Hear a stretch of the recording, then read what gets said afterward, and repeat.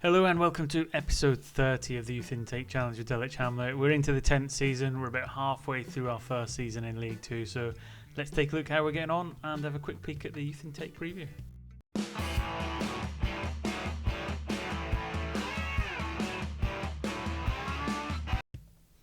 Welcome back. As ever, we will start the competition review. As you can see, we're not in the top 15 of League 2. No surprise there, really. We're out the FA Cup. We got knocked out in the first round by Crewe Alexandra. We're out the Carabao Cup. We were knocked out the first round by Harrogate Town. And we're out the Bristol Street Motors Trophy, knocked out in the southern section. I think we had West Ham under 21s, Northampton in our little group. Looking at where we are in the table, it's not as bad as it all looks. It's not all doom and gloom. Look, we're 17th on 27 points. We're currently 8 points clear of the relegation zone. So it's not all doom and gloom. It hasn't been absolutely horrific and terrible. Getting into the schedule though, it's a bit of a rough ride. We got a draw on the first game against York 0-0, which we've seen on camera last episode. You can see there, Harrogate, we went out on penalties in the first round. We did get our first win against Wigan. Joshua Moses and Cockings getting our first goals in the league, which was really promising. And then we went on a bit more of a realistic welcome to League 2. So 3-0 beaten by Harrogate. Notts County 0-0, Lincoln 0-0, no goals. So the defence playing pretty well, but we're not doing too well in the striking sense. Northampton beat us in the trophy group stage. Then we managed to beat Morecambe 2-1 away. Dean Spence and Lamar Hams again pulling us from a goal down to win 2-1, which was a fantastic result. And then 3 losses away at Bromley, home at Wickham and home at Swindon. Again, not scoring goals. So it looked like it was going to be a very rough ride. We hit October though, and we hit a massive patch of form. Peterson and Williams getting 2 goals and a 2-0 win at Scunthorpe. We did get a win on penalties against Charlton in the group stage of the Southern Trophy. 2-2 draw with Bristol City, who were flying high in the league. Really good result. That one, good point. They did equalise in the 93rd minute as well, which was a bit frustrating, but there you go. Sutton we beat 4-1. Tranmere we beat 2-0 to cap off what was really looking like a really good October. We did slip up at Colchester, Dimitriadis with a goal. Then beat Dorking, who came up with us last season, 1-0. Dimitriadis with a goal again. And then you can see Crewe in the FA Cup first round. We got a draw at home, 2-2 in the away leg. They beat us 2-1, which was, again, a bit disappointing, but probably beneficial long term overall. Since then, we've hit November, we've been on a really bad run. So MK Dons have beat us in another close game 2-1. Fleetwood beat us 4-1. We went away to them, and partly my fault. We looked like we were getting a chance to get back in the game. It's 4-1. They had a player sent off. Sorry, at 2-1. We went attacking and they got 2 late goals. So it flattered them a little bit. West Ham, we got beat on penalties in the group stage, which concerned our fate to being knocked out. Crewe, as we spoke, knocked us out of the FA Cup. Northampton, we got a great win against them, who were flying high in the league, 2-1. Draw 1-1 at Southend. Leyton Orient, we got beat 3-1. Oxford 1-1, and Walsall 3-0 in the last game. So on a really iffy run of form, which has affected the dynamics somewhat. The atmosphere is not as good as it could have been. We have kept a lot more players happy in terms of game time. Cocking still wants a few more game times, and Peterson, who was worried about the club atmosphere, has in recent weeks kind of allayed that fear somewhat. However, we're not firing on all cylinders as it goes. In terms of the squad, again, it's still looking pretty good. We've got a good solid 25-man squad. What's really pleasing is we're starting to get players sitting at 25, 24 years, so we're starting to get players with a bit of experience to back up the ability as well. So when we're introducing the youngsters, they've got some players ahead of them that have the ability. I mean, Kasaba Rakso, I think, is still probably one of my favourite players. He's only 17, Hungarian. He's playing lots of games. You can see his curves going up again in terms of his attributes since he came in.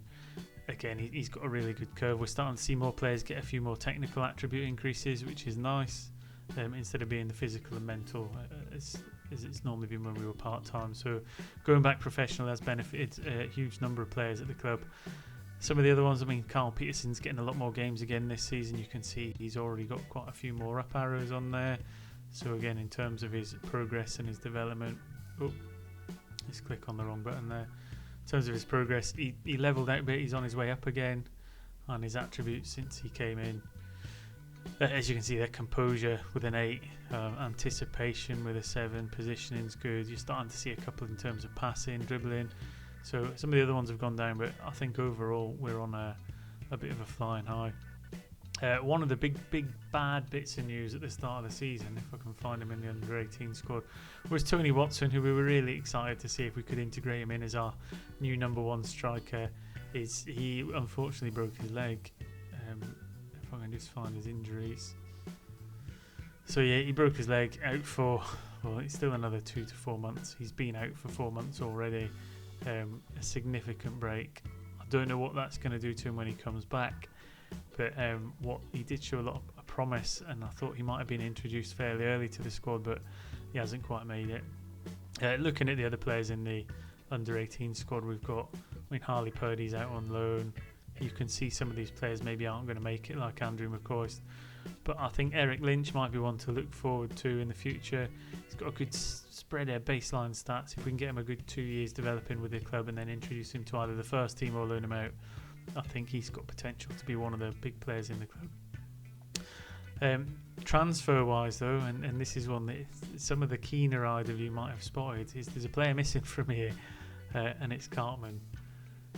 We had a couple offers for 37,500, which was what he was valued at, and he wanted to go. I was very keen to keep him, but when we did a bit of to and fro in terms of transfer fees, we did actually manage to get quite a good deal for him. So 725,000 rising to 1.3 million, and there's a sell-on clause to that as well, where we get 50%.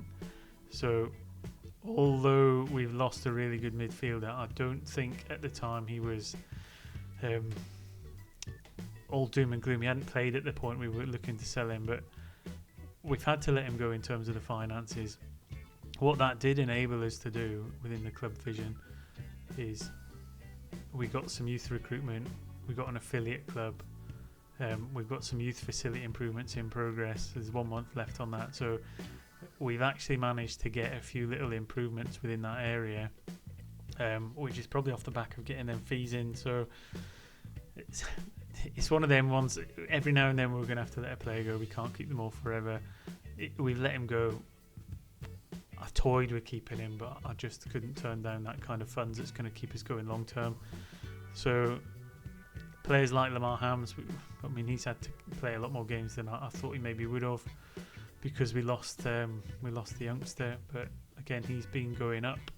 I think now that we've gone full time, he'll start seeing a few more attribute changes, hopefully in this technical side, because I'm hoping his first touch and finishing will go up.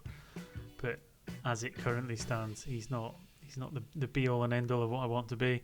I think player of the season so far might well be Dimitriadis. He scored a lot of goals for us, playing on the left hand side. Now that Jake Gilder's gone and moved on, again, Dimitriadis, in terms of his progress, had peaked previously.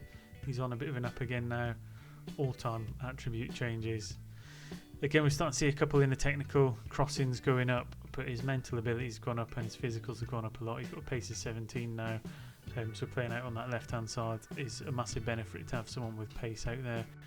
I'm trying to think if there's anyone else we really need to take a look at who's within this kind of players. McAvoy, probably, he's been the standout player, and he's the next one players clubs are kind of sniffing around for a transfer of. I don't know if we'll be able to keep him much longer, but progress-wise, he's massive. He's probably easily our best centre half. Marking and tackling going up now as well. Heading looks like it's on the way up. His mentals have all gone up consistently. He's got a jump and reach of 17 now. His pace has gone up to 11. His strength is 12, and I think he's still only really young. So I think long term, if we can keep McAvoy and Atienza 25 and 19 between them, that's all good. What we really need to get is we need a centre forward, first and foremost. I'm still not sure if we need another centre half to kind of keep that pairing going. We have got Mike Martin come through. He'll get more and more exposure as he goes through. He's not developed yet, but he's not had the exposure. Craig Potter, one of the other youngsters, he can play anywhere across the back four, left back, right back and centre back. The young Ghanaian, he's only 17, but he can comfortably play any of them positions. So we'll just see him go from strength to strength. And yeah, that's about it in terms of the players out on loan. There's only 2. We've not sent too many out there, so we're not going to get a telling off from the board for making some bad deals. There is a big dip in the finances, but that's down to the facility improvements that we've got to go in terms of club vision, they're still relatively pleased. We're not playing the attacking football so much at the minute because we need to settle into the division, but we are looking like we're going to escape relegation, which is good. Nothing more in terms of transfers. I don't think there's really anything else we need to look through in terms of that. Squad planner looks good, and I think what we're really looking for now is just the intake preview, which has got us looking at least one goalkeeper to be a good prospect, and there's only one coming through according to that. And again, take this with a little bit of a pinch of salt because I don't know how accurate this is. A minimum of 3 centre-backs that look rather promising, which is great because it'd be nice to have a bit of choice and flexibility in there, especially if McAvoy does get poached away from us. An attacking midfielder, still not sure if we can switch to that kind of thing. We're not strong enough as a team yet to be able to go that kind of advanced midfielder. And then we've got 2 forwards who are considered to be fine prospects out of a patch of 3. So yeah, not looking too bad. The one thing I would say is we're probably lacking a bit on fullbacks, which we could do with. We are quite strong on the left, so it doesn't really matter in terms of that. Wingers aren't the problem. We're strong enough in midfield we can suck up just one coming through, but I think we might suffer massively if we don't soon start getting some fullbacks come through, unless we start redeveloping one of the players into that kind of position. Hopefully that served well as an update on where we are. I'm keen to get through to towards the end of the season and see what the next intake looks like now that we've got the facility changes, and once the youth training gets upgraded, I'm hoping that the players develop a little bit quicker. And I think the save's really going to start to gain a lot of traction now that we're in League 2. So let me know what you think in the comment section. Do you think it was the right move to let Cartman go? Do you think we might have to let McAvoy go to keep the long-term future of the club going? And do you think we might be able to upset the apple cart as we develop through the next couple of seasons? Until next time, enjoy your saves, enjoy your own little adventures you've got going on, whether that be a youth intake challenge or whatever country you're playing in, and enjoy the Euros. And until next time, take care.